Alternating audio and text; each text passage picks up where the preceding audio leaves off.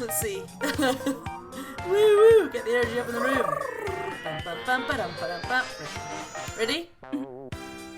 Welcome to Breakfast Food, the weekly comedy podcast with stupid stories, funny anecdotes, and advice you never even knew you wanted. From me, Cara McKinley. And me, Annabel Logan. Yeah! I did wonder if you were going to do one this week. I know, it's sort of still quite half-hearted, but I feel I needed that this morning. Yeah, it was good. I had one cup of coffee, and I always do a thing where I have one coffee, and that's all I have in a day, and it's great. Initially, I'm like, bam, I'm so ready, but I feel like I'm coming down again, and I'm just having already? water. Oh my god. I know. So, I have not drank caffeine almost the entirety of lockdown. Whoa. Wow. I know. I had a pretty serious, you'll probably remember this, I had a pretty serious energy juice addiction. You mentioned it in the podcast. Oh, did I? Yeah, well, yeah. I've had a pretty serious energy juice addiction for years. I want to say it's like bordering on 10 years now. I think, or maybe it is 10 years. Oh my god, insane. But yeah, so I had one, I think collectively I might have had four. Over the last 4 months, I think I've had 4 energy juices. And 2 times it was me choosing an energy juice that I specifically don't like to make sure that I didn't want more of it. You're like, it's not real. Yeah, this one's terrible. Sucks. I know. I did contemplate starting to drink coffee as like a replacement, but I was like, I don't want to go from one addiction straight to another addiction, so That's really I'm trying good. not to, but... No, I never ever used to drink coffee. Up until I met Christian, I was not a coffee drinker. I didn't like coffee. I drank a lot of tea, but never coffee. And he slowly infiltrated my mind. And he was like, coffee's good. And I started to get used to it. And at first, it took me so long, because at first if I had coffee, I had to have it really, really sweet and just dump loads of sugar in it, and now I'm at the stage I can have it without sugar, but I really feel it in the mornings. If I haven't had it, I get like a caffeine headache, and that's the thing. crazy. Yeah, I don't want to go back to that, and like I don't want to go back to being like, I need it. So. Yeah. I know it rules your life. I quickly, before we get into our chat for today, I want to make a really quick correction from 2 episodes ago. Okay. Okay. I was going to say it last week, and then I was like, oh, no, totally forgot. So we were mentioning, I briefly mentioned the cult. We were talking a bit about cults. And I very confidently said, oh yeah, it's like that cult, Nexus. It's not called Nexus. Do you know what? It's called Nexium. And I looked up Nexus. The thing that popped up on Google search, top thing, was Nexus is the company name of Tyneside and Weir public transport. So the cult of Nexus is something else going on in Newcastle, but definitely not Nexium, which is the horrific... Not Nexium, but definitely a conspiracy theory. Yeah, something we should look and seek into further, because something we should start. Yeah. What could be their cult? Public transport. I mean, maybe they'll just have to dress up as trains. Yeah, everybody has to wear rollerblades. Yeah, dress up as a train. They have to perform regularly Starlight Express, and like their kind of like sort of phrases and like secret passwords are all Starlight Express related. I think that I'd be into that. I'd like that. I feel like I would enjoy that. Trains are pretty cool. Anyway, just wanted to correct that. So, what are we talking about today? This week, we're talking about the weekly waffle. I always forget that we've named this section. It's travel stories. Travel stories. Stories from a time when we were allowed to travel. Remember those times? What's that? Yeah, what are other countries? I don't know. Is it a plane, or I'm even just getting on a boat? What's that? You know, one of my friends, in fact, actually one of our friends, Haley, just went back to California. Yeah. Sorry, Haley, we miss you a lot already. Yeah, I miss you, Haley. And she sent me a picture of her on the plane, and it was empty. Wow. Like, it was her, and then I'm sure before she flew, more people must have gotten on, but she had a whole row to herself, and it was like, she had to wear her mask the whole time, which was a 12-hour flight, I believe, so quite intense. That is intense. But she did get a whole row to herself. That's happened to me once in my life, and it was the best thing that's ever happened. I know. I think I'm the same. I've had it once in my life as well. Oh my god. Dream. It's amazing, because by the time it happened to me, I just come off of like a 12-hour flight or a 14-hour flight or something crazy like that. I'd just come off of a long flight and had to get another slightly shorter flight. And when I got on and I sat down and I was like patiently waiting for someone to come and, sit next to me. And then no one did. And then they did the safety briefing and we were up in the air and I was like, oh my god. So as soon as I was allowed to take my seatbelt off, normally I keep my seatbelt on the whole flight. I don't know why, I just do. I just feel like it's... I'm same actually. Like if I fall asleep when the seatbelt light goes on, don't wake me up, my seatbelt's, Right. But anyway, but this time, as soon as because I could see the people in the middle row, like the woman at the end of the middle row was like eyeing up my free seats, and I was like, whoa. So as soon as the seatbelt sign went off, I undid my seatbelt and threw my legs over all three seats, and I just lay down and was like, this is all mine. I have claimed my territory. Yeah, yes. People get really you can see it on these kind of flights, people start to look at you and they're like, hey, you got a spare seat there? Huh? They really do. Huh? I never realised how many people as soon as they can get up and look for a spare better seat. I've never realised that. Yeah, it's crazy. Must be so annoying if you're the air stewards. Well, they say that at the end, don't they? They say everybody, can you go back to your assigned seats before specific parts of the flight, if you've moved somewhere else. I know. That's so morbid though, isn't it? Yeah. It's so morbid. I don't think too much about it, but I'm also I know why you do this. I know why you do this. I don't want to think. It's when I looked into what the brace position actually does, and yes. I was like, oh god, yeah, Lord. Oh my god, I remember looking and I stupidly told Christian once, and he's got a bit of a fear of flying, and I was like, oh no. You know the reason why they do this, right? Should we tell? Oh I mean, God, people probably know. Maybe more. People probably know. I don't want to freak anybody out. I know. Let's I suppose leave it. Well, I don't know. We brought it up. Okay, now, we should say as well. Okay.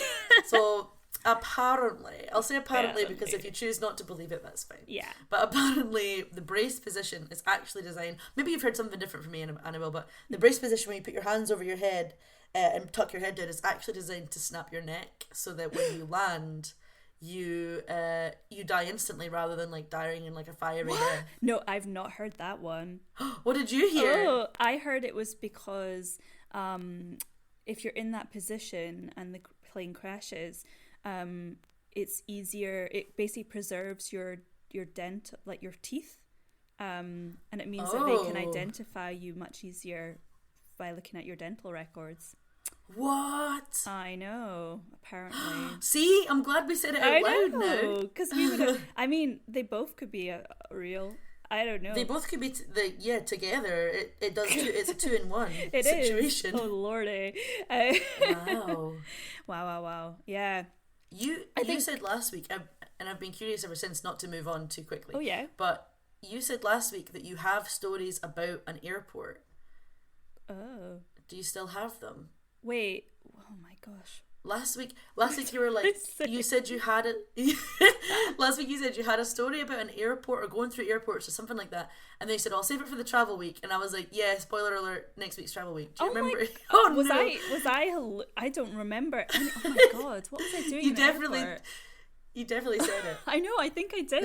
But what was I doing in an airport? My story was me saying to that poor person behind the desk at the airport, if you can't find my booking in normal class, it must be in first class. Remember that one? Oh yes, okay, I think I remember. I was coming back from Germany, and it had been a really delayed flight, and everyone was just really grumpy and fed up. It was really late when we landed, and everyone was just not having it. Now I have a new passport now, but my passport before, for some reason, every single time, it would never scan in the automatic scanners when you try and leave. And it always looks so dodgy because it would like, the alarm would be like beep, beep, beep. And I'm like, oh God. Oh Jesus, what have they got on me? So I'd always have to kind of cringily walk up to an actual person to check my passport before like heading out. And this guy at the desk, it was like Edinburgh Airport, and he was like really stern and gruff, and he looked at my passport for like a little bit, and I was like, oh my God, why is he looking at me funny? And he was like, I'll need to see your second passport. And I was like, sorry, what? Excuse me? And he's like, your second passport. And I was like, I only have my one passport. And he was like, but it says that you're born in Glasgow, so therefore you need a second passport. And I was like, what? And he was just like, yeah, you're Glaswegian. I'm really sorry. You need a second passport. And it took me so long. And I was like, honestly. And I did that thing. I turned into such like a kind of like middle-aged woman. I was like, oh, don't. And then I like, don't pull my leg.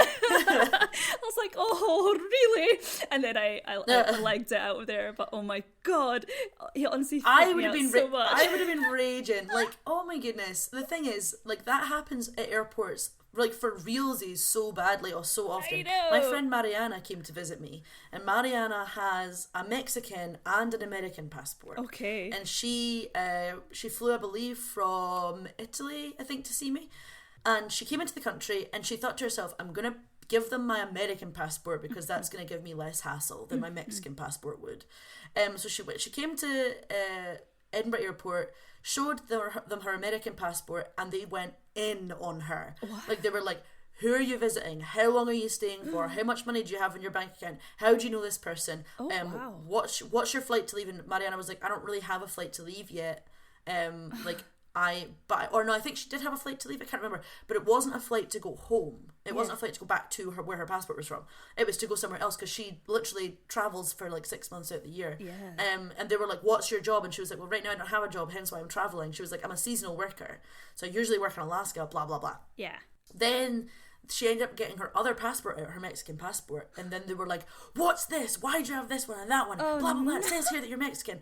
To the point where she was like frantically trying to get her bank stuff up on her phone to show them, to be like, I have the money to leave, I'm not staying here. But then she was like on her phone trying to get the bank stuff up, and they were like, hurry up. At this point he'd gotten his superior over, and they were all both shouting at her. Oh God. And she was like, and I think under her breath she said like fuck's sake, or like just like fuck or something like that. And they were like, we'll kick you right out this country, blah blah blah blah blah. Like, honestly, the worst. It got to the point where they had to walk her to the ATM for her to like put her bank stuff in, to then point to her money and be like, I'm not trying to like sneak into this country. And like, she had the right visa, she had everything she needed. Like, they just decided it was time to be like absolute horrible human beings to her. Scary. And I felt so bad for her, because I was like, this is my country, and I've been telling her for ages, like, oh, come visit me, it's so cool here. I know. The first thing she sees is these complete assholes at the airport. Yeah, and it really shows kind of, you know, there's me who's like got a British passport just coming back through, and they're all like, lol, jokey, and they're always so relaxed when I come through. Like, even like in Edinburgh Airport, like, obviously they do their jobs, but I never at once feel sort of threatened or anything. Yeah, but I bet you've never been stopped for airport's random search. Of course not. A little white girl that I am, like, no one's ever stopped me. The only like most intense thing that ever happened to me was when I was I came into America, and they're quite, it's a very different style, but it wasn't anything bad. It's just when they ask you questions, you feel interrogated, even though they do it to everyone. And you're always a bit like, you know, you're trying to like keep calm, even though you've done nothing wrong, and you're like, what? Well, that's the thing, is I feel like it's a fear everybody has when you go past that bit where it's like, this is your last chance to get rid of your scissors and your knives. I know. And you're like, oh my god, but I packed 10 scissors. And then you're like, no, I didn't pack 10 scissors. Why would I do that? Yeah. You're like, have I maybe accidentally put a giant kitchen? I don't know, maybe. Although one time as a child, we used to go to France every year. And thankfully, after a while, we started flying because I get horrendously travel sick. I think we spoke about this before. Yeah. I get horrendously travel sick, and there was one year that we were driving. We would drive from here to Dover, which is 12 hours. Oh, wow. And then get a ferry to France, and then drive from the ferry port to the campsite we used to go to, which is another 4 hours. And there was one year where, and also during that time, my mum and dad argued the whole time because at this point, mum was reading maps instead of having GPS. Yeah. So, like, it was just the worst. Everybody hated it. Nobody had a good time. And then one year I threw up in my own shoes. Oh, no. I mean, good job trying to, like, you know, contain that.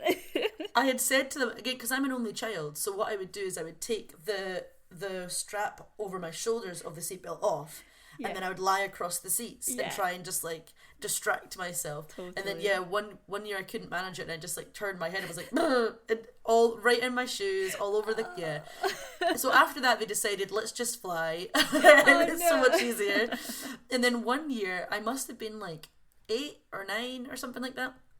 And we were going past that last plastic bin, that see-through plastic bin where it's like, get rid of any of your pocket knives, any of your this, any of your that. And my mum and dad walked past, like, without stopping to think, because why would they? But then I stopped to read the sign, and then my dad says that all he heard was this massive, like, ka-chunk behind him, and he was like, what the fuck? And I, for some reason, had been carrying this really heavy padlock in my pocket.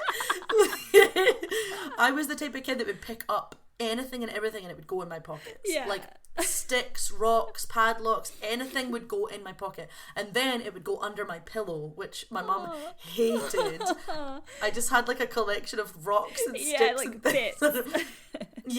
So he turned around and he was like, what just happened? And there was like all this metal is just ricocheted up inside this thing because I've dropped this massive padlock, and I'm just like, oh, I don't think I'm allowed to take it on the plane. He's like, where did it come from? I just found it. It's under my pillow. Basically. That's so sweet. That's such a, like that kind of mentality as well when you're a child, and you really, take these things to heart, and I was like, sorry. It's a padlock. It's cool. It's like it's like a pirate treasure. You know, like you're just like, I guess I'll keep it forever, and now it's mine. Yeah. But then also, I gave it up readily at the airport because I was just like, well, it belongs to the airport now. This is the end of our story together, padlock. Not to completely change the subject. Speaking of like child mentality, there's 2 boys that live like across from me, and their garden is next to my garden, so I see them outside playing all the time.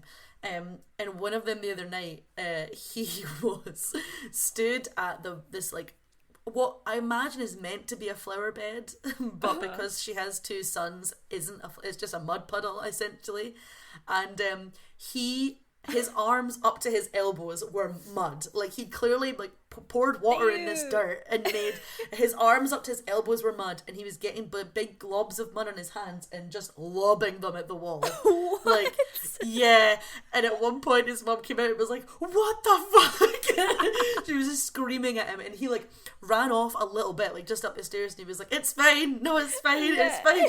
And then the next time I looked outside, he had like a window cleaner and like a little thing, and he was like trying to clean the big patio window, and we went out, that was when I got my hair cut, and we went out into the garden for Hannah to do the haircut, and he saw me and he was like, Mum just cleaned the windows and then I threw dirt at the windows, so now I'm cleaning the windows for my mum. And I was like, oh dear. That's good job though. I'm glad he's taken responsibility, or made to take responsibility for his actions. It was very cute. It was really sweet. I think it's the mentality of like, what made you think you would get away with being like caked in mud and just lobbing it at your own house? Like, what made you think your mum wouldn't know that was you? I love it. Yeah, we used to do that, and I didn't realise when I was a kid, and oh my god, it's kind of like understandable, but I remember my friends and I being around at our house, and we had like a kind of stone path, like lots of loose little stones, and we were like, oh my god, these are so cool, and we started to throw them. We basically lived on this kind of bank, like an embankment, so you could throw the stones basically down a big hill, and we were just starting to chuck these stones down, and my mum came running out and she's like, what do you think you're doing? And she's like, you know how much these stones cost? And I was like, I guess I don't. I didn't even think. I guess I don't. I just thought they just somehow were natural. And they just were there the whole time. And poor mum was just like, no, get it. I was grounded. It was one of my first times I was grounded as a kid. And I was like, I didn't know. I didn't realise. I'm so sorry. Oh, dear. Aww. Anyway. Traveling. Oh, before we enter into our places, you've just reminded me of a great time in an airport where I was trying to fly back from America, and my flight it was like I went to Paris first, and my flight from Paris to, I guess, London was delayed, or I missed the flight. I missed the flight because my other flight was late. So I was stuck in like Charles de Gaulle for like a whole day, and I was quite young. I think I was still like about 19 or something, and it was crazy. Aww. And I was a bit like, I don't like this, and I felt so alone. And I called my mom, and I was like, you really do in the airport. You feel so alone. It was my first like massive flight by myself as well, so I was like, what? And I remember there was I was sort of smoking at the time because I was like, I'm so cool. Oh. And they had these little booths that you can sit in Charles de Gaulle. I don't know if they still have them, where you can just sit and smoke in a kind of booth in the airport. And I was like sitting there with like my cigarette, and no joke, and it wasn't sleazy in any way, it was actually just really sweet, this like genuine pilot, and he was like this French very cool pilot, like came sort of wandering in, and he just started chatting to me, and I was like, this guy's so freaking cool. He had his like amazing uniform on, and I think he was quite tanned, and he was just really like nonchalant and quite French. And I just remember French. Being like, whoa, this is so cool. And you like, I mean, in hindsight, maybe it was a bit weird, but there wasn't anything to suggest that it was weird. He was just having a nice conversation with me, and he put me well at ease and made me think everything will be okay. And I just remember that really happy time of the charming French pilot. Charming French pilot in the smoking story. Chamber. Yeah, I know. Dreams. Yeah, I very recently missed a flight. I was going to Iceland. Oh yeah. Like, was it late last year or early this year? It must have sometime been recently. Last year, wasn't it? Oh, actually, it was still hot in England. Whatever, I don't know. At some point last year, I was going to Iceland. But just before I went, I got this horrendous chest infection. Oh, yeah. And 2 nights before going, I ended up in at the emergency doctor, and they gave me some antibiotics and whatnot. And then, so I got up early to go get my flight, because every flight in the world leaves at like stupid o'clock in the morning. True. And then was it my flight from London? Oh no, I was flying to London first, and then I was in London for 2 days, and then I was going to Iceland. But I was so ill, like the antibiotics had made me feel so sick that by the time I got through the security, I was like, I'm going to throw up. I need to go throw up. So I ran to the toilet to throw up, and that just takes the time it takes. There's nothing you can do about it. You can't speed up a throw up. So most of my stories have been about throw up recently. Anyway, and so I ran to the gate, and I had just missed the last call. Like, they had just closed. Man. And I was begging. I was like, please. And they were like, even if we let you on at this side, they've armed the doors on the other side. They will not let you on the flight. Oh.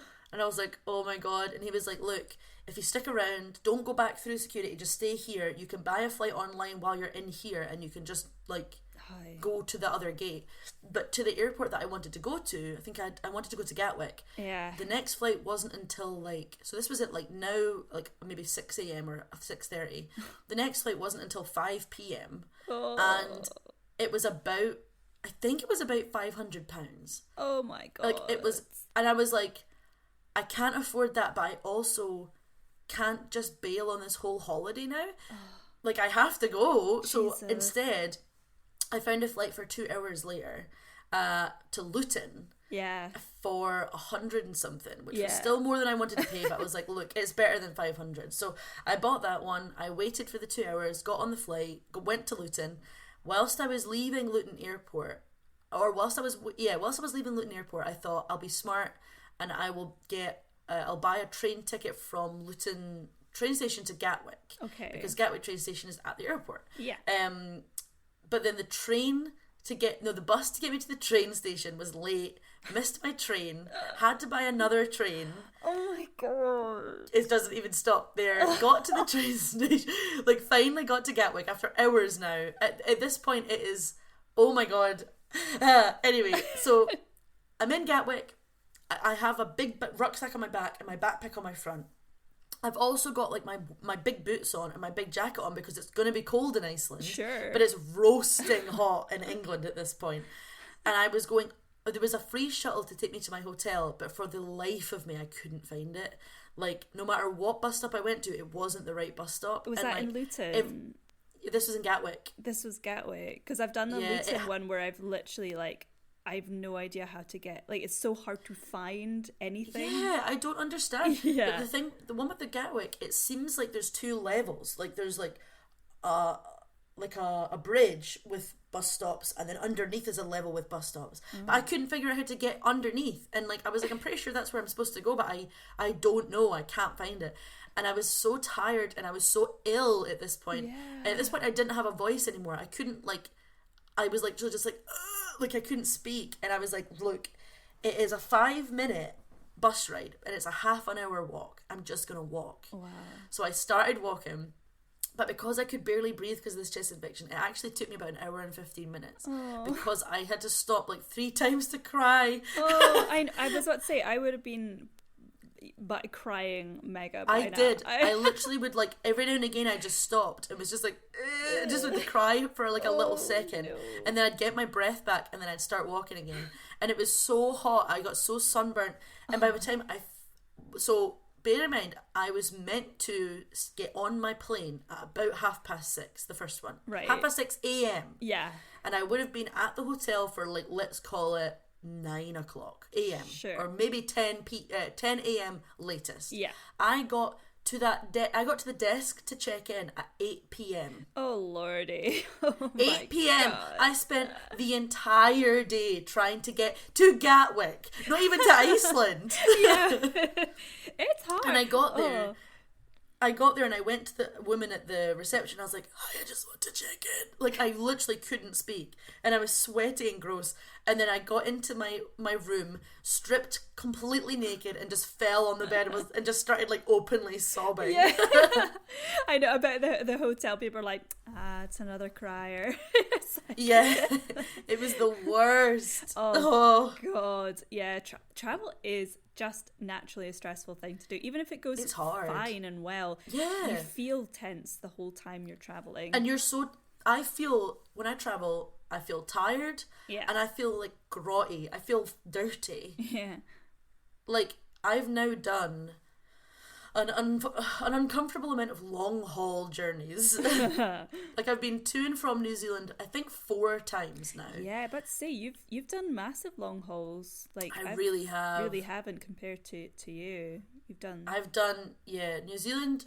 I wish that on the first one I had just done that thing where you get, like, air miles, because I literally would have been able to upgrade to first class by now, but I never did it. And I've anyway, but yeah, I've done 4 journeys to and from New Zealand, and I've done a journey to and from Japan, and Australia. So it seems to be whenever I get on a plane, I'm just, like, telling myself I'll be on that plane for days. Yeah. Camping out. I know. There was one time, normally when I get on a flight, I don't like to talk to people. Do you know what I mean? Yeah. Like, I don't want to make friends with the person sitting next to me, because I don't want to have to be locked into talking to them for the next, like, however many hours. Yeah. But one time I got on the flight and a girl sat next to me, and I just was in a chatty mood that day, I guess. So I started talking to her, and we ended up deciding to watch a movie together. Oh, that's so nice. And it was so nice. She was like, looking for movies to watch. I was like, oh, what are you thinking about watching? And she was like, I might actually watch the Megalodon, that shark movie. Yeah. And she was like, I love shark movies because I love how ridiculous they are, and I've not seen this one yet. And I was like, oh, it's not one I would ever watch on my own because I don't like jump scares and blah blah blah. And she was like, do you want to watch it together? So we put our headphones on each, and then we just would like 3, 2, 1, and hit the play button at the same time. Nice. It was really nice, and obviously, so we were both like ugh! At the same moments, and to the point where one of the women coming with like the drinks trolley got to us, and she was like, "What are you watching?" and like looked over at the screens. It was really lovely. That's yeah. I've had a couple of. I'm the same. I'm not a big chatter, but I remember one time I sat by a lady she was like kind of probably in her 60s, and she was so sweet, and she kept offering me like these nice chocolates, and she just like had a really calming presence, and I was like, oh, I like you, you're like a granny. Yeah, that's lovely. And one time actually, just remind me of when I was on a plane back from it was either Barcelona, I think it was Barcelona. I sat next to a guy, and he was like really like slick, okay? He was like, you could tell he was like really built. He had a fake tan, very like, you know, neat hair, and he just seemed very slick and quite well off. He had like lots of jewelry and stuff, and I didn't really think much of it apart from like I was like, ew, who's this sleaze guy? Because he had like a picture of a bikini clad lady on his phone and all that, and I was like, ugh. Ew. Anyway, turns out I was sitting next to a super famous footballer, and I had no idea. I know, because I was like, I don't know what that is. But when I was with my husband at the time, he's a massive like football fan, and he loves like Liverpool and stuff. And he saw this guy walking past. He was like, do you know who that is? That's blah blah blah. And I was like, oh yeah, I was sitting by him the whole flight. And he was like, what the flip? And I want to find his name now. Joe, I think his name was like, it's something like John Joe. Did you just, first of all...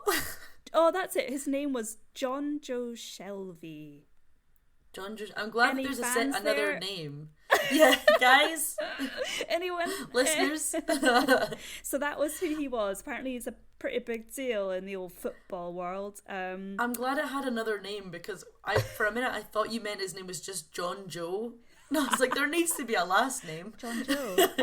There, I'll John show Joe. You. Look, you can see what he looks like in that picture. Oh, hang on. Although he's bald in that picture. Wait, what? Yeah, I think he shaved his head, but oh, okay.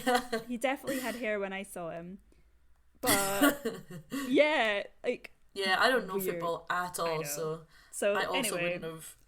I was very indifferent to it, but apparently it was exciting. Yeah, I would have had not a clue. Not a clue. Were you in business class, first class, or was he slumming it? He was slumming it on an EasyJet flight.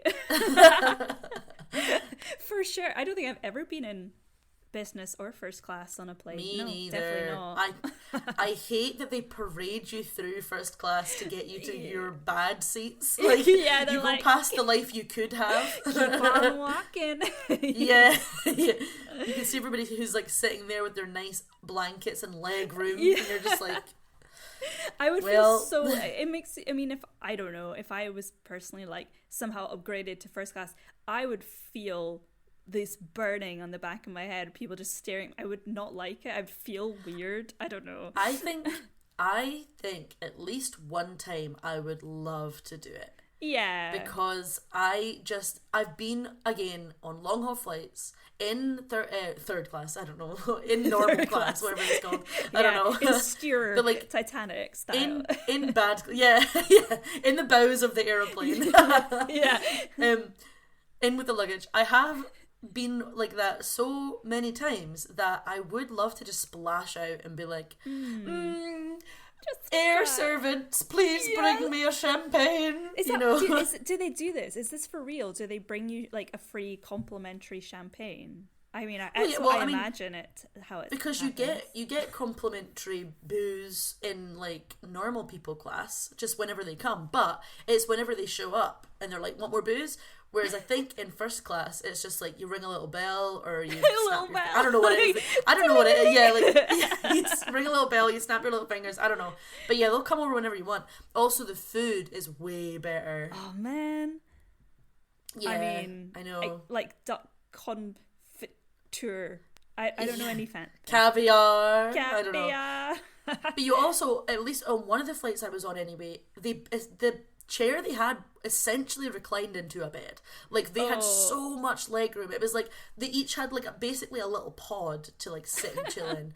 Their TV screens are bigger. Like, everything about it is better. At least once in my life, I want to first class it. I know.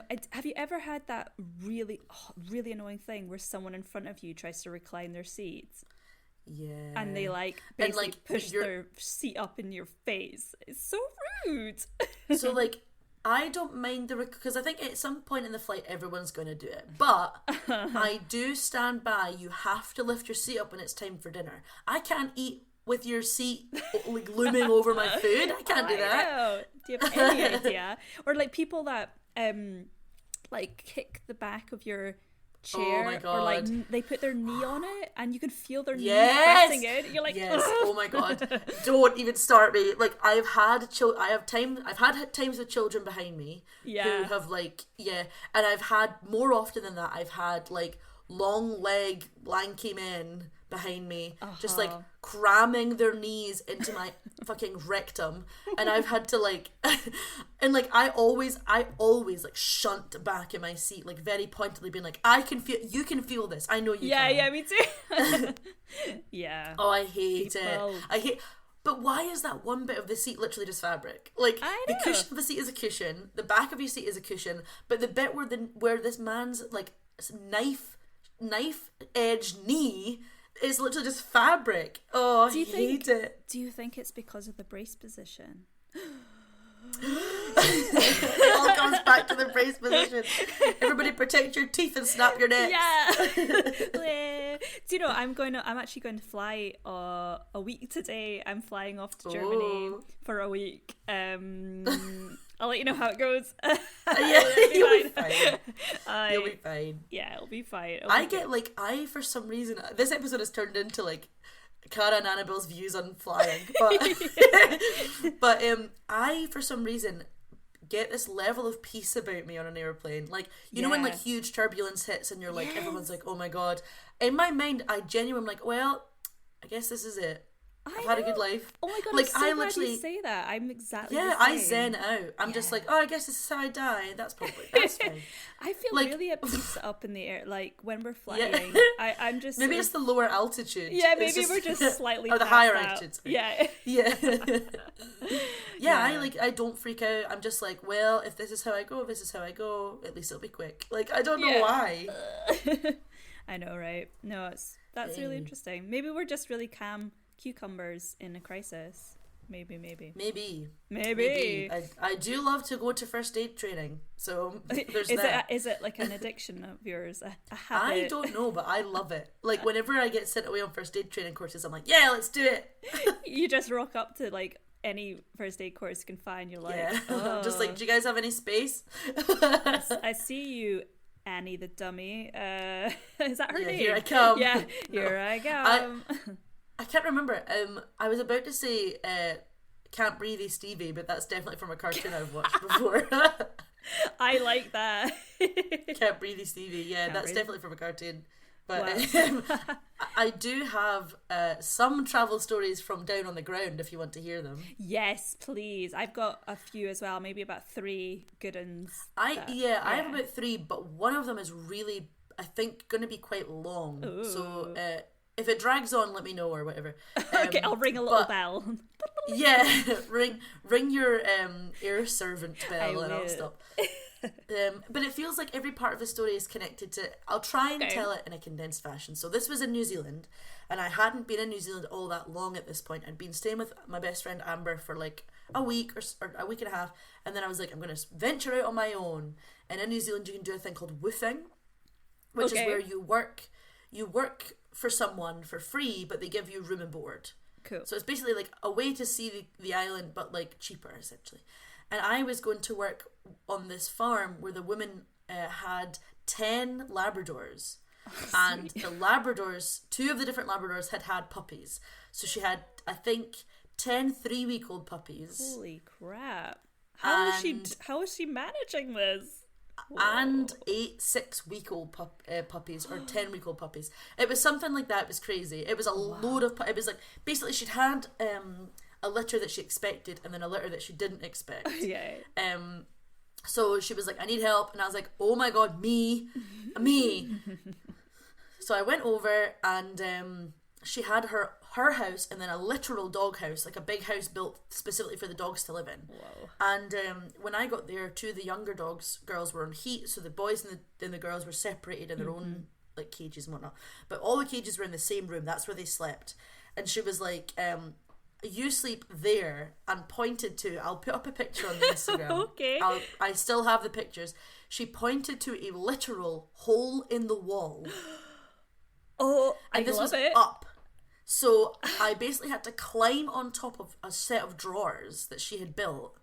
I had to climb on top of them like a staircase into this like hole in the wall. It was a square hole.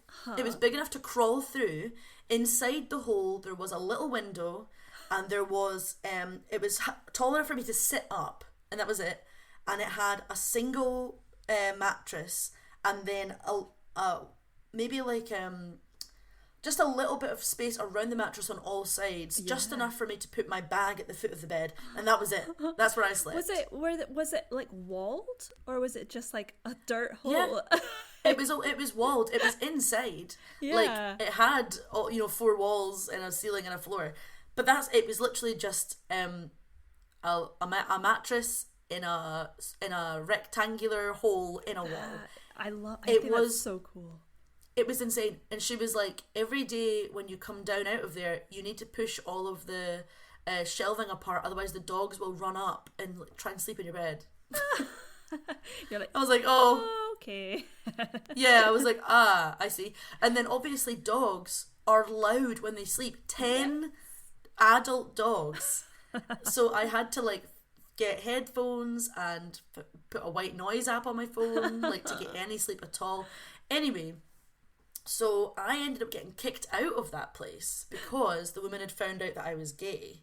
What? Yeah, she was on my Facebook because I put photos up of the dogs on my Facebook. And then and my Facebook isn't littered with gay, but I had recently come out of a long-term relationship, so it was within there, you could easily see it. Yeah. And that night was the first night that she had insisted that we pray before dinner. Okay. Yeah. And she was crazy though. She snapped her son's phone in half because he was like watching essentially porn.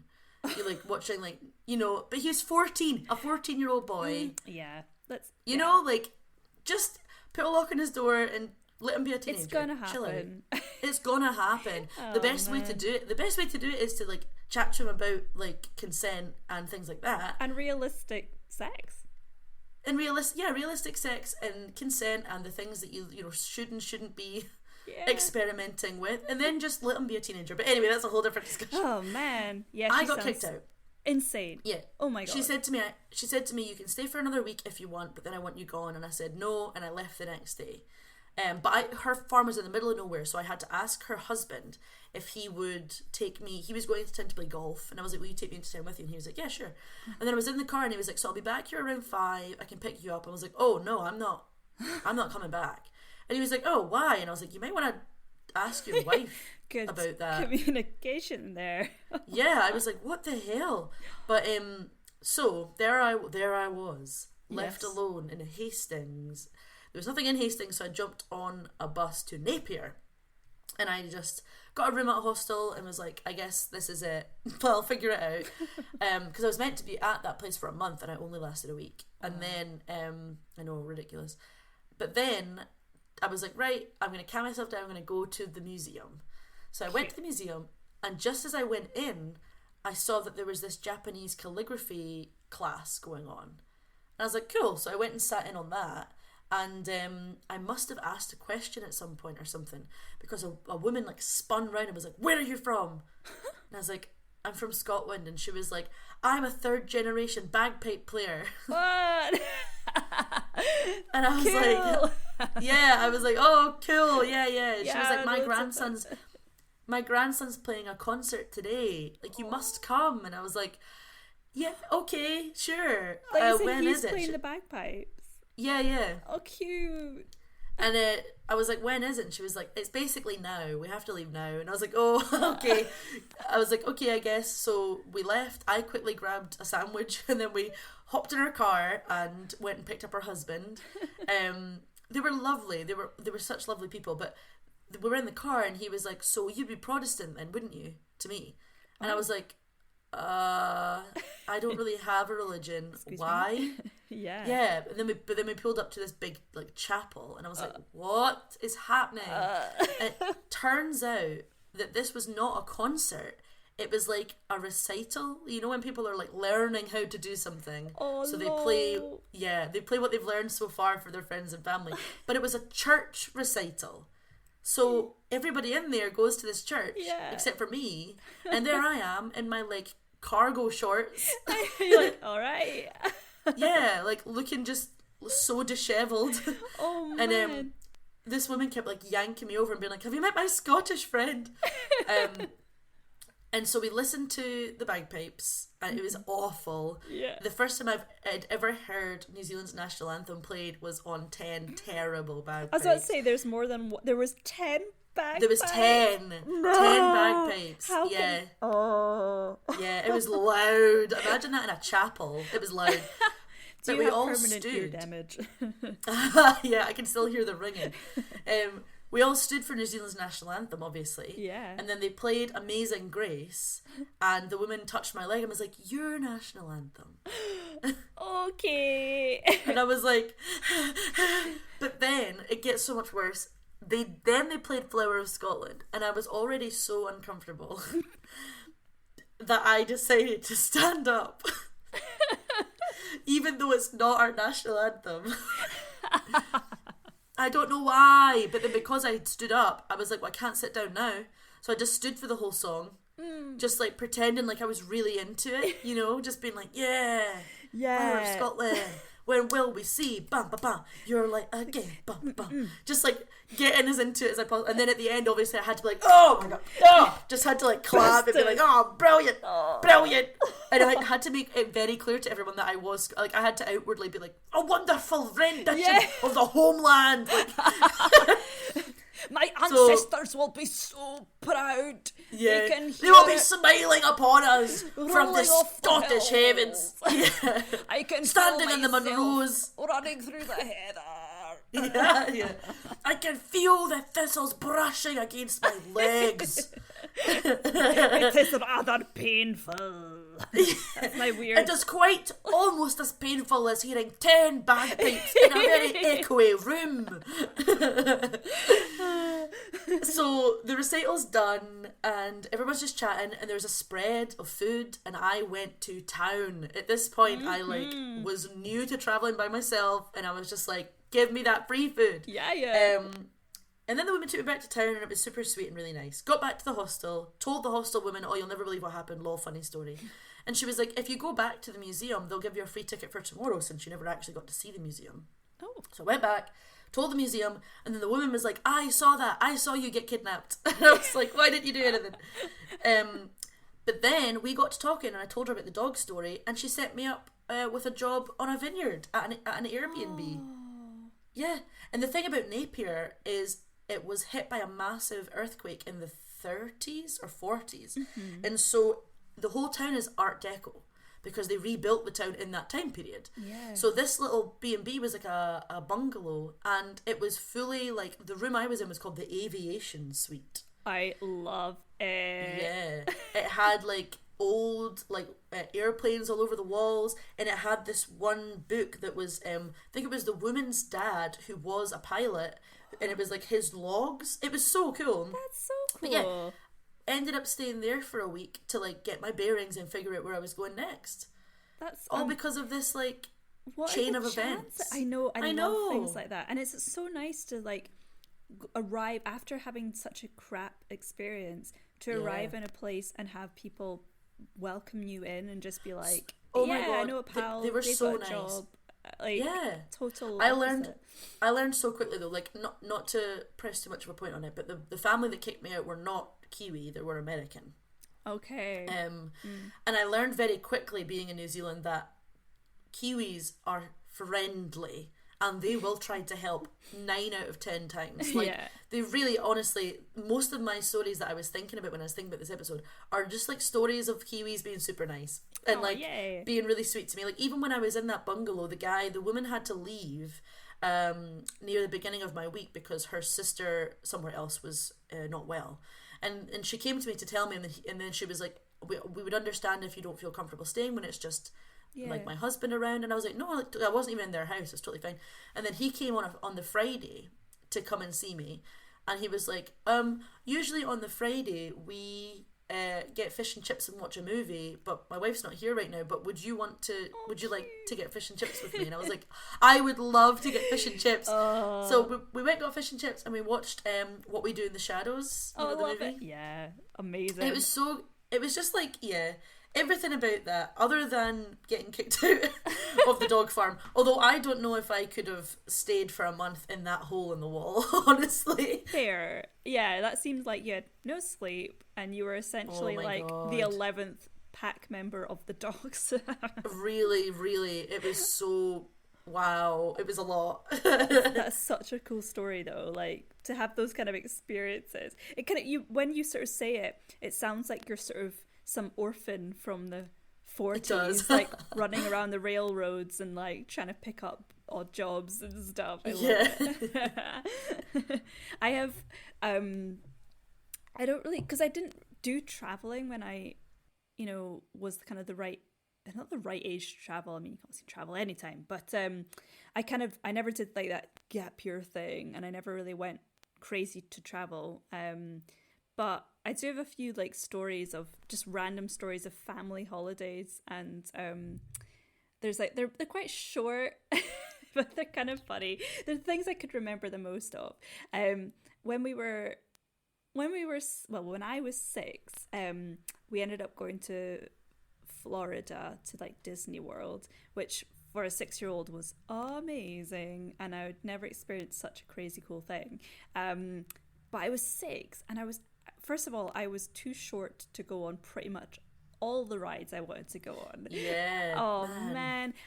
Because I loved like roller coasters. I loved the thought of being on a kind of crazy, scary ride, and all I could really go on was like the Dumbo ride and stuff. Oh, yeah. I was like, what? Oh, shame. And my brother, who is taller than me, he could go on these rides but was too frightened to go. I was so annoyed. Anyway, I managed in my 6-year-old self, because everything's so vast, I somehow managed to get lost twice on that holiday. No. Twice. I know. The first time, like in the grand scheme of things, it's not like I wandered off far, but to me it was massive. And one time we were in like a big shopping mall, and I wandered away from my mum. I just sort of assumed she had heard me. I think I said, oh yeah, I'm just gonna head around the corner. There was like a really cool like ride or something weird in the shopping center, and so I was like, I'm just gonna go, and she didn't hear me at all. So I wander away, and I get to this like ride, and for some reason I turn back and I'm like, I don't know where I am. I have no idea. I don't know. That none of this is familiar as a child. to me. Yeah. Yes, I honestly think that like as a child, you just like you've got no object permanence. Yes. You're just like, all of a sudden I'm lost, even though I'm in the exact place that I walked to 1 minute ago. I know. It was so scary, and everyone was of course bigger and taller than me. Yeah. And the more I tried to find where she was, the more lost I got, because I just was wandering around. And I remember very clearly the kind of like shop cops, like trying to like patrol the area. I remember very clearly them walking past me, and I was really bad at the time, but they walked past me and they saw I was completely on my own, a 6-year-old child. They didn't stop me, they didn't ask if I was okay or anything. Weird. And I remember seeing them and being like, I can't show them that I'm lost because I don't want to get in trouble. So I acted really confident, like I knew where I was going. So I was like, it's fine, I got this. And so eventually it can't be more than 5 minutes, but it felt like an eternity. My mum found me and was like, oh my God, Aww. like, Jesus, don't walk off. And weirdly, yeah, in the same holiday, we went to, have you heard of like Wet and Wild? It's like this crazy swimming area. Again, I thought, oh, I'll go down this like fun little like kind of gentle like flumy thing, you know, with like the donut rings, and you kind of just like sort of casually swim through, and it's really nice. And it's a really vast space and area, and I went and set off to go on this ride, but halfway through the kind of gentle river, for some reason, I thought, oh, I'll just get off this. I'll just climb up this ladder and just wander around. I was just like, I was like, it's fine, whatever. And I was like stuck in the middle of this like island on this ride. I had no idea where I was. I had no idea who anything was, what anything was, and I was so lost. And I don't remember. Oh my God. I think again, someone must have found me like looking ridiculously sad, but I don't know what it was. I just had this real habit of wandering. That's so weird. I know, stupid child. That's such a horrible habit for a child. Yeah, and like looking back, it's like, oh man, I was just really small. If I was a bit taller, I would have been fine. But although to be fair, no one would have expected you to just halfway through the ride decide to get up a random ladder. Yeah, I know, it's a bit odd, but yeah.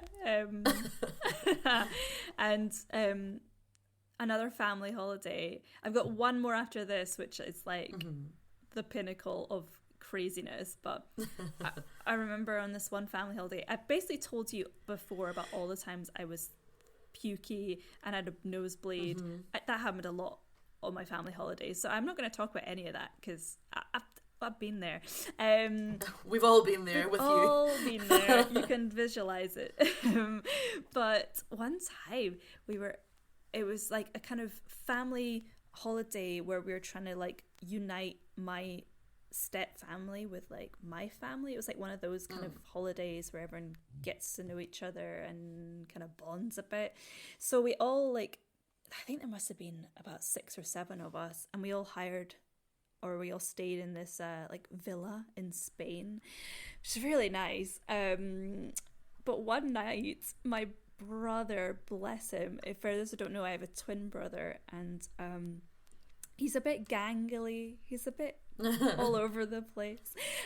He was walking like along this really slippy villa floor one day, and he tripped up on like a rug, and he went head first through the villa window.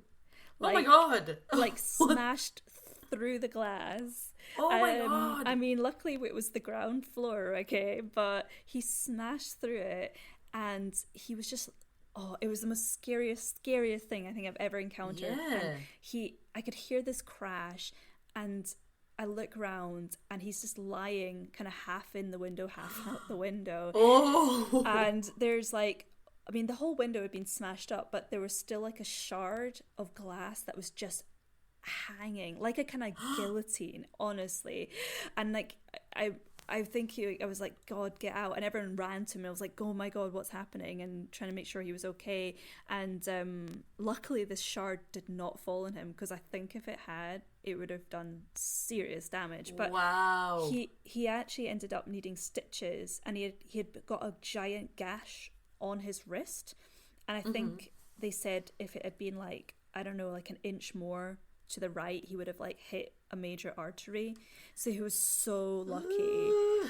But oh my God, that feeling of like, I've never felt so frightened. And like, you know, when with siblings, you love them and hate them, but yeah, I particularly had fights with my brother. Like, we were always fighting, and we were just didn't quite see eye to eye. But in that moment, the love for my brother came flooding through. I was like, oh, don't let him die.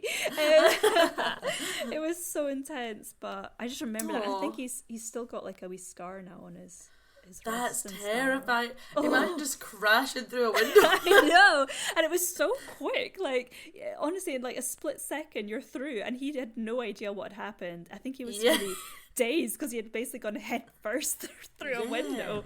I'm like looking at my patio window next to me, and I'm like, I don't know what force I'd have to hit that window for it to smash. I know, honestly. So that was horrible, but just something that really sticks in my mind. Yeah. And I have one more, but I'm happy to save it if you want to go and I will give you another one. Yay. And then I've got one that I've got two. Okay. Well, one of them was really short, so I'll do this other one first. It was actually this one is a first date story. Ooh. of me whilst I was traveling, and just I don't know why I did this, but it's so embarrassing to think about.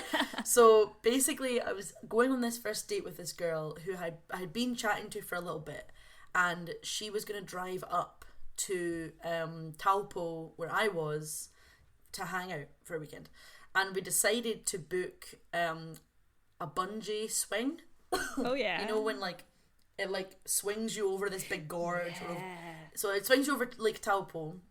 And that was a tandem thing. But we also booked, just for me, a bungee jump. Because I was like, hell yeah, I would love to bungee jump. And the bungee swing came first. So we met up. She came over, we met up. And we were like, right, cool, let's go and do this thing together. Yeah. So we went and did the bungee swing, which was like scary but very fun. It really was good. Yeah, the good thing about a bungee swing is you're only free falling for a second before you feel the string tighten and you swing out. So it's not that feeling of like free falling forever and it's horrible. It's just like a swing. But then it came, and that was tandem, so there was no way for me to back out because I had someone with me. But then it was time for my bungee, and I was still super confident. I was like, yeah, no worries. I even gave her my like little, it wasn't a GoPro, but it was something similar to a GoPro. I gave her that, and I was like, could you record this? And she was like, yeah, sure. So she was recording it. I had gotten all strapped in, and then I was stood at the edge, and I was like, I can't do it. Oh no. I can't do it. What was going through your mind? Like, what was going through my mind was I'm going to die. Yeah. Like that. Like no. I think for some people, unfortunately me included, I really didn't think I'd be one of these people, but I guess I am. Yeah. For some people, no matter how much you are told, the rope will catch you. Like, you still are telling yourself, no, it won't. Yeah. Like, it will. I will die. I'm gonna die. And even though, like, I was level-headed about it. I was like, the rope will catch me. It would catch way heavier than me. Like, that's not the problem here. But for some reason, it was looking down at the lake and seeing how high above the lake I was and thinking to myself, if I was jumping this without the rope, I would die. Yeah. I'd break my legs. And then also, when you're standing there, they have to dangle the rope over the edge before you go. Okay. And it's around your feet. So you can't move, you can't walk because your feet are tied together by the bungee. Yeah. So I feel like I probably could have done it if I could have had my legs and like the bungee was around my hips or my waist or something. Yeah. But I didn't have my legs. I had to shuffle my feet to the edge, and you have to stand with your feet just over the edge like that. I'm doing a demonstration on webcam. I don't know why I did that. Like, this is only an audio medium, no, it's but good. It's teaching me a lot. Yeah, you have to dangle your feet over the end, and the rope itself drops down, so you can feel the weight of the rope pulling you already. Like, if I had let go, I would have just fallen whether I liked it or not. Yeah. And I was head to toe shaking at this point, and the people who were like wanting me to go, they were like, you have to go now, They were like, the longer you wait, the less likely you are to go. And then the woman was like, do you want me to just push you? And I was like, yes, but you can't, like, now no. Like, if you had just done it. Yeah, I was like, if the thing was literally just like, okay, stand here, the rope goes there, right, 3, 2, 1, and then they push you. Yeah. That would have been fine. But because she asked me, I was like, absolutely not. So, in the end, I had to get unhooked, unhinged, and on camera do a walk of shame back to my date. Oh, man. And then when we went to get to see the videos and the pictures and whatnot of the other thing, they were like, you have 24 hours to come back and you can try the bungee jump again anytime within that 24 hours. So obviously she was like checking in, like the next day she was like, because obviously it was the next day, but we still had like a chunk of time before the 24 hours was done. So the next morning that night she was like, maybe tomorrow we can go back to the bungee place. I was like, yeah, maybe. Sure. And then like it got to a point where like the next day she was like, okay, so do you want to go? Or like there was no more like pushing it off for me, and I just had to be like, no, I can't do it. It was just so awkward. Man, that's hot. Like, I mean, no one knows what you're gonna do in that situation until you're there. I mean, when I was younger, I wanted to bungee jump so bad, but it was like something I just never got around to doing. But I do think now, I don't know, I think in some places I'm really good at it, like, you know, those go ape like things. I love a go ape, and I know love go ape. in that sense I naturally have no fear on those, even though you're clipping yourself in. So I wonder if I would still be able to bungee jump, but I don't know. I went whitewater rafting once, which was immense. And I love that was so good. No, like that was so much fun, but obviously quite intense and scary as well, you know. But I've been whitewater rafting, and that was great. I love go ape, that's good fun. Yeah, like I would do the swing again, that was great. Although I was very particular, because when we were waiting to go onto the swing, I kept seeing the guy who was like, it was a thing he'd stand on and that would release the swing forward. And he kept tricking people into like not paying attention to when he did it.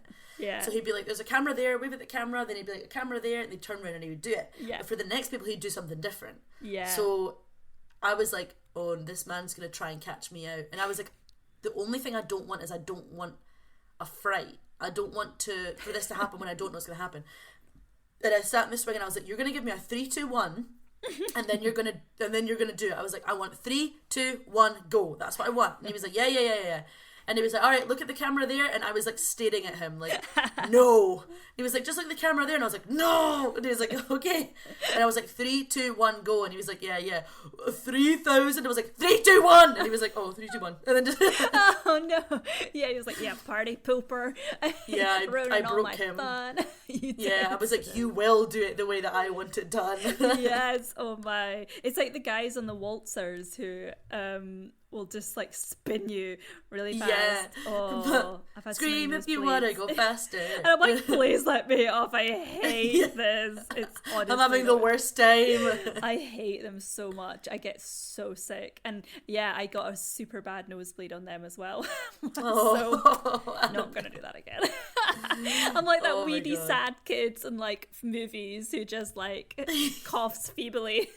Like he gets a nosebleed all the time. Oh my god! Do you want to? Shall I tell you my last story? Yeah, tell me your one. My last story is the most recent one, and I was in Bavaria. I go to Germany quite a lot, and I was sort of, there's this like public kind of almost sunbathing area spot, and people, you can go to, there's like a beautiful lake and you can swim in it, and it's just very idyllic. It feels like you're like living in the 70s, like nothing's changed. The look of it reminds me of the holiday park that they go to in Dirty Dancing, if you've ever seen Dirty Dancing.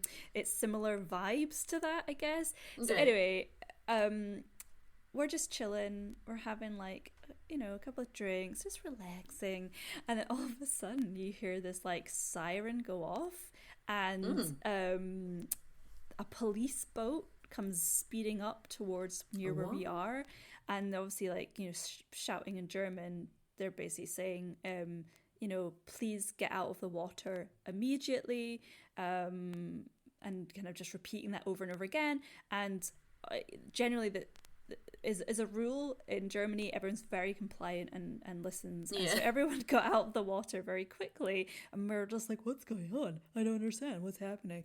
I was a little drunk and I was like, I don't understand.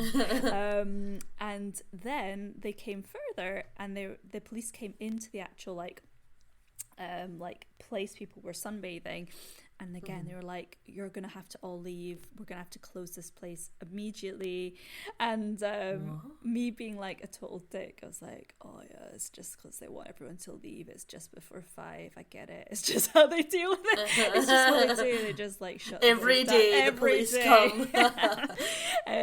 So again, everyone was like, good, they compliant. And, we were one of the last people to leave, and we just sort of like, what's going on? And they were like, we can't tell you, just gotta go and whatever. So anyway, we all leave, and we kept checking the news, being like, what is it? What's going on? And we found out the next morning on the newspapers, some kid had found an unexploded World War II bomb in the water. What? Oh my god. And they picked it up and be like, Mom, look. And his mum would have been like, fucking hell. So luckily, like, everyone was like, get out the water, get out the thing, and they like managed to like deactivate it and whatever, no accidents happened. But oh my god, like, that was insane. Like, that's been lying there for 60 years. How is it? 70 years? No, 70 years or so. 80 years. Oh my god. Anyway, and some number of years, decades, and it's been lying there really near where everyone swims. Really, it was in the shallow part of the water where kids swim all the time, and it's just been there. And it turns out it was like an American bomb, and there'd been quite a lot of bombing in the area. There was like a munitions factory nearby that had been completely bombed by Americans, and I think they had actually sort of taken over the area when the war was over. So there's quite a lot of Americans in the area, and there was just some random unexploded bomb, but it was quite insane. Crazy. But also, like, I kind of was quite excited to be a part of some action. Yeah, definitely. Yeah, it's like a perverse part of you that's just like, I'm so glad that I was within it, just like, I was in it. I got to be joining into it. And I had just been swimming in there as well, and because I had a bit to drink, honestly, never swim when you're drunk. What a bad idea. Yeah, don't do it. Don't do it. So I've never felt so unsafe like swimming in the water. I mean, it's just a bad shout all round. So bad. I'm amazed that I was okay. Yeah, I told you the other week about how I had to kick people out of my hot pools for being drunk. Exactly. Don't do it in the sea. Let alone in freaking deep ass water. Yeah. So yeah, that was a good life lesson as well. And also not to question why we all had to get out. Yeah, you should maybe just do it next time. Yeah. Did I tell you, just speaking about like being part of the action, have I ever told you my Flamingo Land phenomenon? No, I don't believe you have. So Flamingo Land is a theme park in England somewhere. No one's ever heard of it, but it's wonderful, so I don't know why people I've heard of it. I've never. Is it in like the around Yorkshire? Yes. Yeah, I think know so. you are. Yeah. Oh my god, we used to go for like, we used to like hire a caravan and go for like a week, and it was the best thing. However, two times in a row that I went to Flamingo Land, a member of the royal family died. Oh shit. Yeah, I believe it was the first time. It either went Princess Diane and then the Queen Mother, or whoever, I forget who died first, but it was those two, and it was like, both times that we went to Flamingo Land, a member of the royal family died. Oh my. So what? you being part of the action reminded me of part of the action there. Yeah, part of the action. That's so weird. Like, what are the chances? Yeah, it's really strange, isn't it? Both when I was quite young, obviously, but really quite odd. I have one more story left in my notes to tell. Cool. It's just a little fun one. So, because I realised I didn't have any stories down from my time in Japan. So I was in Japan as an English teacher for a while, and it took me a little while. I think the reason I don't have many stories is it took me a little while to get a phone that I could use the internet not inside my house. And until that point, I was like terrified to leave my house at the weekends, because I was like, if I get lost, there's nothing I can do. I just stay lost. But I got my phone and I ended up making some friends, and me and those friends decided to go out to to go to bowling, and bowling places there always have these amazing arcades, like incredible arcades. So we went to bowl and play some arcades, and we went for a drink, and it was good fun. But there was this one game at the arcade where it was like a punch dummy, and you're meant to punch it. Oh, yeah, okay. And every time you punch it, it's like you need to go a little bit harder and a little bit harder, and you sort of tap out when you can't punch any harder than that. But the friend that I was with, like, clearly did not understand the assignment. Okay. So she was just like, oh, I just need to knock it down. So she like was like, like punched it like just real gentle. And then a guy was walking past at that time, and she was like, just did a really bad, terrible job at punching it. And he was like, oh, and he like fell to the floor and was like, no, like that. And then he came over and he was like, look, and he lifted up his shirt sleeve. And like this, he was a quite a scrawny guy. Right. But this arm that he clearly that's his game. Like right. I saw it a lot in the arcades. Is like people would fixate on one game and they would go to the arcade for hours and just play that game. Good at it. Yeah, I saw some guys play the taiko drumming game, where it's like a big drum in front of you, and you either hit the middle of the drum or you hit the rim of the drum. Yeah. And it's like there's like blue is the rim, red is the middle, and you obviously just follow like a rhythm game. I saw people play, there's a level of the game where it's like super crazy expert deluxe, and the songs are insane, and you also can't see the rhythm you're meant to be doing. It doesn't show you it. Whoa. So you just have to know it off by heart. So yeah, that's how crazy like into it the people were getting. So clearly this punch game was his game, because this one arm was built like muscles upon muscles upon muscles. It was insane. And he came over and he showed us his arm, and we're like, oh, okay. So we sort of stepped aside, and then he like it was wonderful. He like pulled his arms back and he screamed out, Japanese power at us. And then he like thumped this, like, I'm not joking when I tell you, he hit it so hard it broke. Like the game didn't register it. What? Like the punch bag didn't come back up for a little while, and he was like, what? Like confused as to how he'd managed to hit it that hard. But it was insane. Like I've never seen anyone punch anything as hard as that. I love how passionate he was about this. He was so game. passionate, yeah. Oh wow. I love this guy. I would love He was to great, meet him. honestly. He was wonderful. We ended up going to another game a little bit later on, and we saw him wandering around. We were like, get over here. You're our pal. Get over here. Yeah, be part of this. It was awesome. That's so cute. I think there's something about that, because I mean, if you think about our arcades in like Scotland, like I don't know, yeah, I would boring. never find they're boring some and rubbish. They're rubbish. You never find like some guy, or the guys that would maybe just be there all the time. They're not good at one game. They're just there to gamble away 2p's, I think. But yeah, but I think it's also that because I saw one kid in one of the games. I feel like the games here are not designed for you to be incredible at them. Like they're designed for you to there's this one kid I saw in this game where he had like he had like drums around him, like maybe 6 drums around him, like that. And the point of the game is to punch these drums in the right time to get the score or whatever. But every time he could not get past this one level. I watched this kid play it now like maybe 10 times. There was this one level he could not get past. He was getting so frustrated, and I was like, I don't think it's possible. He's going as fast as he can, and I think it's not possible to get further, because it was a ticketed game, like as in he'd get tickets for doing it.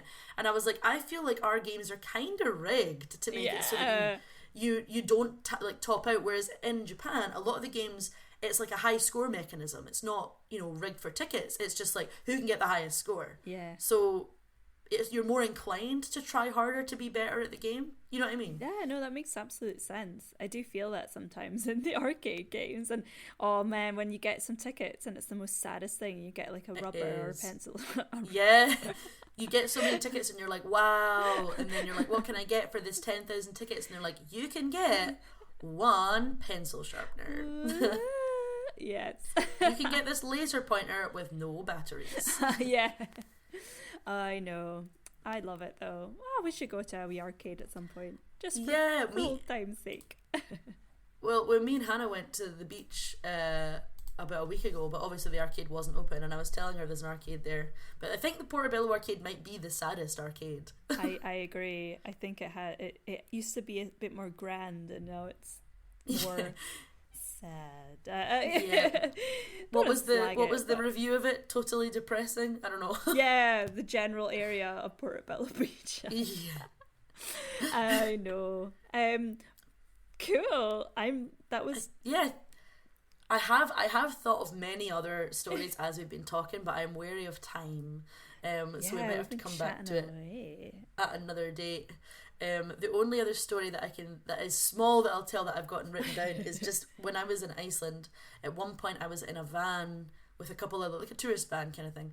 There was maybe like 10 people, and my friend who I brought with me, and the woman who was driving the van was talking about just Iceland in general, and she mentioned Bjork. And she was like, "Do you guys know Bjork?" And then everyone else in the van, you guys know Bjork? Well, everyone else in the van said, "Yeah."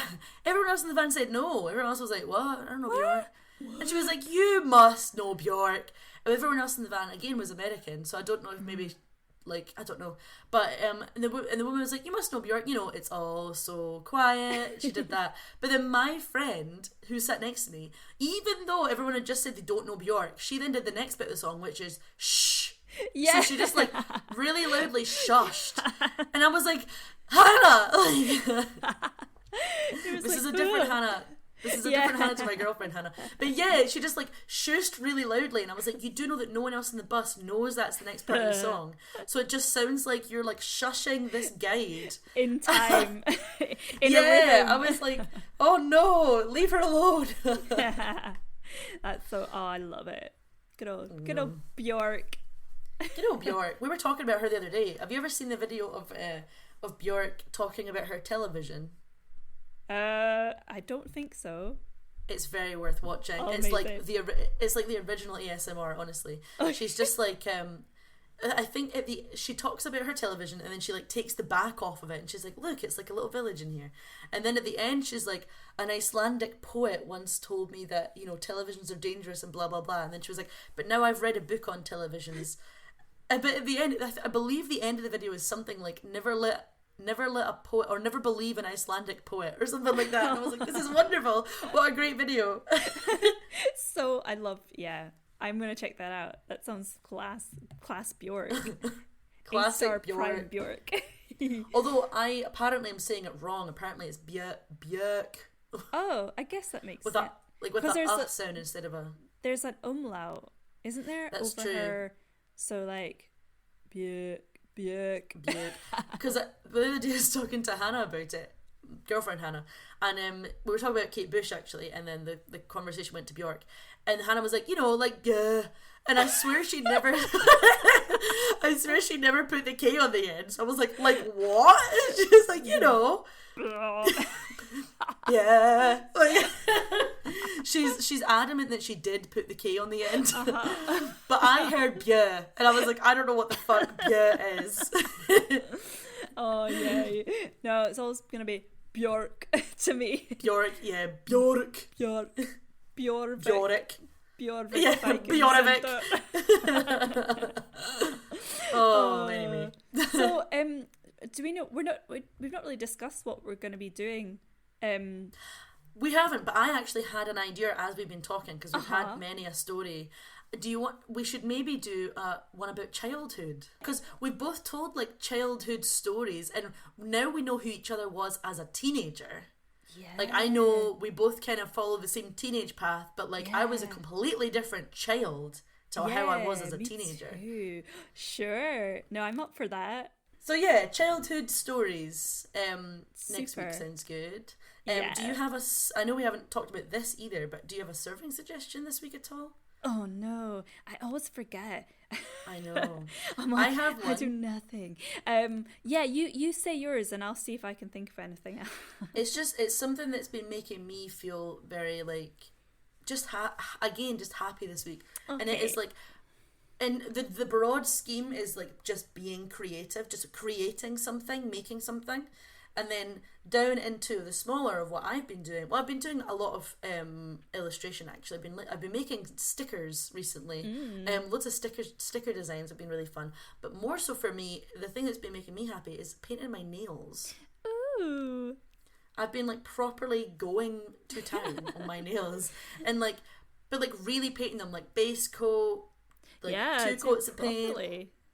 Like prime them, get a top coat on them. Like I've really been properly going for it. Right now they are purple, and they have purple and pink and silver like glitter on them. Oh, that sounds really nice. cool. And then I already have my back to work nails prepared. I know what nails I'm gonna paint on my nails for going back to work. Yeah. Like, are you gonna put like nail art on it, or are you just? Well, that's the thing. We've recently been learning how to do nail stamping. Oh. So like putting patterns and art and things on your nails, which is really cool. So, but no, I don't want to ruin it in case any people that I'm working with are listening. Not that anyone cares, but well, we'll talk about it next time, and you can let me know what you decided on. They're going to be cool. But yeah, that's the thing that's been making me feel happy and just like feeling grounded and not so stuck recently. Do you have anything? Yeah, things that have been making me feel happy. I think changing up my routine a little bit. So I'm not usually one, like I get so tired by the end of the day, like classic introverted person where I just like have to crash and burn. But recently I've been forcing myself to go for a little walk around the block with Christian and Maisie. And it's been really nice. We've just sort of had nice peaceful little walks around, and it's not felt like horrible or a chore, and I'm like, oh, actually this wasn't too bad, it was kind of in my head. So I've been just walking, and it's like we're in a nice place now because Christian's just finished he's a PhD student, and he's just passed his what they call the viva, so he's basically been interrogated on his thesis, and he has to like sit there for 3 hours and chat about it and stuff, and it's really intense, but he passed, and so there's this nice and so it feels like we're just relaxing now into stuff, and I'm just like learning my German, and it just sort of feeling good, and like self-care, and like with the nails, like just doing things like face masks and hair masks, and I love it. So I hope self-care is good. Oh yeah, important. I need it. I forget to do it, and then I do it intensely for like a whole day because I'm like, I just gotta catch up. I always forget. Me and Hannah have been talking recently about how nice it would be to go to a spa or something. Oh yes, me too. And just like chill. Like I want to go to there's apparently one in Berlin that is a nude, I think it's nude all women spa, or it might just be an all women spa period, but like that sounds wonderful. Another thing about Japan that was incredible was the hot pools. It was like going into the hot pools, and women are on one side, men on the other side. You just strip off and sit in hot water and hang out, and it is so nice. Really nice. I know I miss it. But yeah, self-care is definitely important. It's something that I am terrible at doing.